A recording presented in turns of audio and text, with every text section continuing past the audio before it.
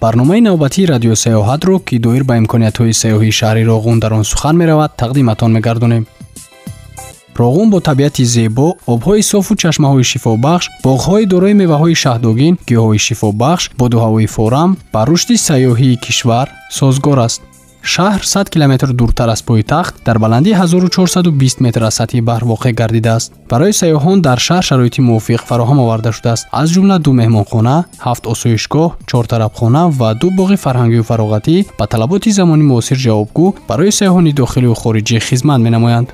بنا به معلومات بزرگگل دولتزاده، مسئول بخش سیاحی مقامات اجرایی حکومت دولتی شهر راغون با دستگیری حکومت جمهوری و کمیته رشد سیاحی کشور برنامه دولتی سیاحی برای سالهای 2022-2026 را قبول نمودند که در آن برنامه دایر به آماده کردن متخصصان سمت سیاحی، خدمت رسانی در ساحه سیاحی، گزاراندن آموزش‌ها برای پیشخدمتان، طربخانه و آسایشگاه‌ها، مهمانخانه‌ها و کارمندان ساحه سیاحی، همزمان عملی گردانیدن چاره‌بینی‌ها جهت تهیه لایحه اینفراساختور سیاحی در موضع‌های سیاحی حدودی شهر راغون روانه شده است. با بنیاد نیروگاه برقی آبی راغون جلب سیاحان خارجی به این منطقه زیاد می‌گردد. اینچنین این موضع با اقلیم مساعد و زمین‌های حاصلخیز امکان می‌دهد که ساحه‌های کشاورزی و باغداری رشد و نمو کنند. در شهر راغون درخت سیب، توت، چهارمغز، انار، زردآلو، نوک و انگور پرورش کرده می‌شود.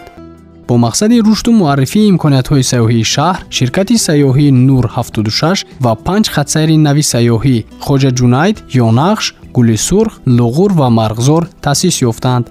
خط‌سیر خواجه جنید موسمی بوده برای سیاحت پیاده‌گردی، اکولوژی، کوهنوردی، تاریخی و فرهنگی پیش‌بینی شده است. خط‌سیر یانخش باشد از مرکز شهر در مسافت 30 کیلومتر واقع بوده. ضمن گردش سیاحان می‌تواند از منظره‌های زیبای دهه‌های چهارمغز، پارو، فرخ، غافل‌آباد و غشیان دیدن نماید. خط‌سیر گل سرخ، لغور و مرغزار باشد برای سیاحی پیاده‌گردی نگرانیده شده است.